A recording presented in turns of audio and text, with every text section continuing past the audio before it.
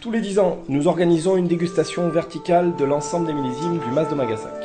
Cette dégustation a pour objectif d'observer l'évolution de nos millésimes afin de mieux les comprendre et également de mieux les conseiller aux amateurs du monde entier. 2010.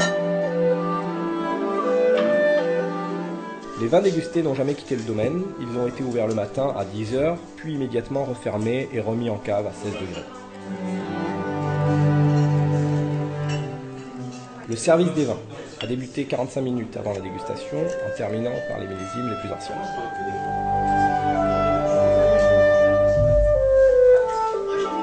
Après 2h30 de dégustation de 30 millésimes de rouge Mas d'Omagassac, les dégustateurs nous ont livré leurs commentaires.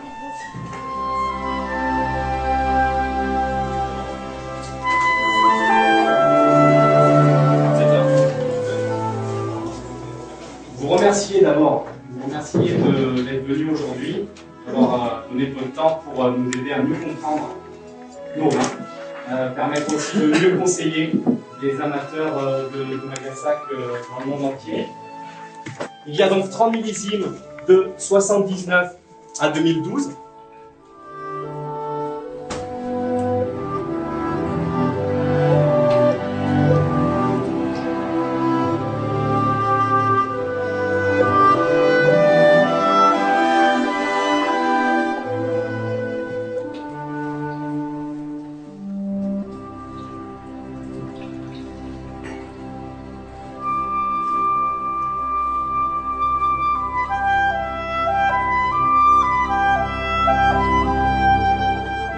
La dégustation est terminée. On va passer un tour de table d'échange. J'ai trouvé qu'il n'y a pas beaucoup de domaines en Languedoc qui sont capables d'aligner autant de millésimes et autant de millésimes. Bon, on peut voir évidemment des variances entre les millésimes, mais autant de millésimes intéressants. C'est même rarissime, j'en connais. Je pense que je suis pas sûr d'avoir besoin des doigts des deux mains pour les compter. Moi, je trouve plus de précision sur les tout derniers millésimes.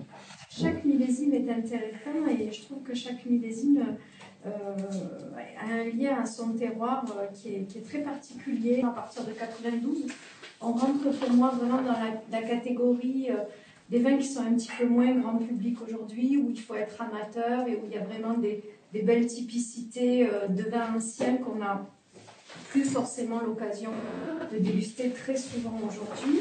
Je voudrais déjà féliciter les personnes qui se sont chargées d'ouvrir les vins, parce que c'est très rare de participer à une dégustation où il y a 30 vins. Et moi, dans ma série, en tout cas, il n'y en avait aucun qui était bouchonné.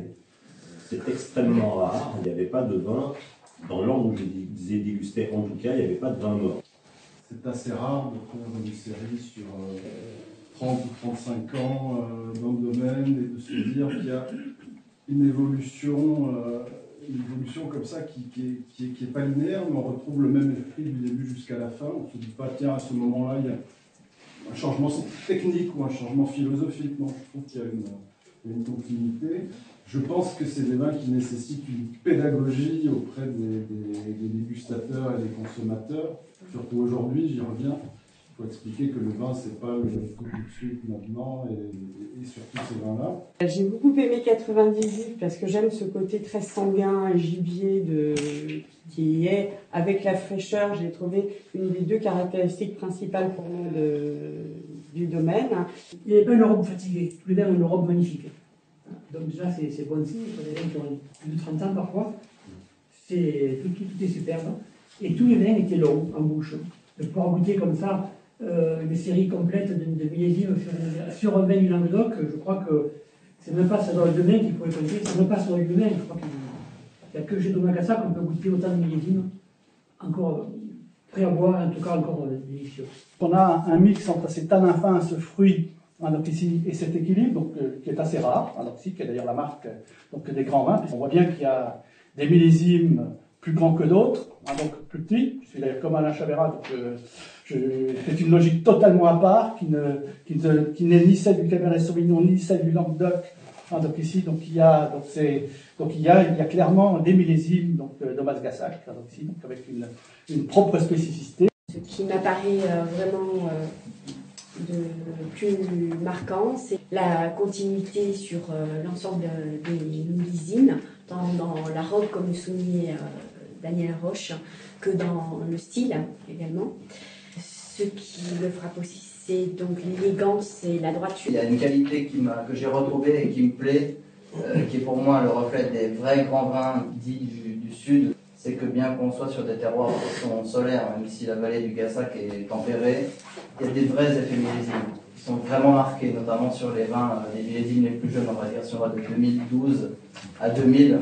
On constate vraiment que chaque année est extrêmement différente. Et pour moi, c'est un point important parce que ça veut dire que vous avez respecté le millésime et on le retrouve dans la bouteille. C'est aussi une des choses, on va dire, très agréables quand on boit du vin, c'est que chaque année ne ressemble pas à la précédente.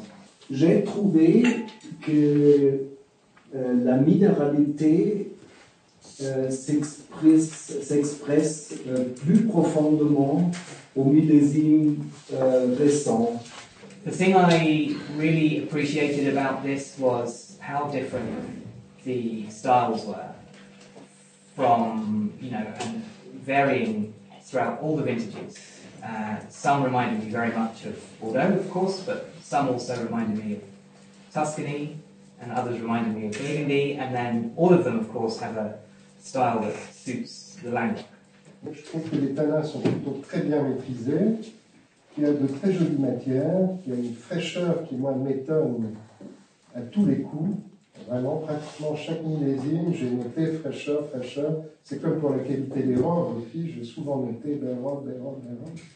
On est vraiment parti sur ça. Et puis il y a la finesse qui souligne tout le temps le trait de vinification, à mon avis, de Mascassac, qui le distingue des autres. J'ai eu le sentiment qu'il y a eu une petite évolution dans une plus grande modernité du vin et peut-être une plus grande finesse de l'extraction. Il y a des millésimes qui sont un peu insolents, soit parce qu'ils n'étaient pas forcément bien considérés, soit parce qu'on les compare aux Bordelais, et dans ce cas-là, ils sont meilleurs que les Bordelais. Donc, vous l'avez dit, on a une homogénéité impressionnante et avec des équilibres entre le gras, les tanins et la fraîcheur, comme vous l'avez dit aussi, qui est magnifique. Du premier vin jusqu'au dernier vin, j'ai trouvé aucun vin qui me dit non, c'est impossible de boire. Et aussi, il y avait très peu de vins qui sont vraiment à la fin de leur vie.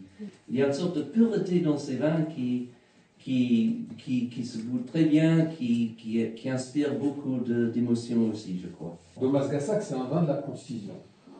C'est un vin de terroir calcaire et il est plus sur une certaine retenue, sur un style élancé, dynamique, sur une trame très, très fine avec des tanins juteux.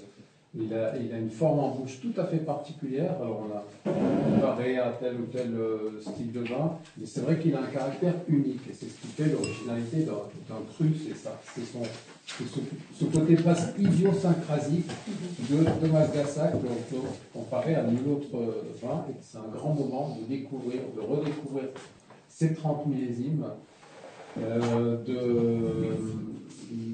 de relier ses perceptions à d'autres perceptions, à toute cette histoire. Et je tiens à vous remercier, ça a déjà été fait par tous les participants, parce que c'est vraiment un grand moment.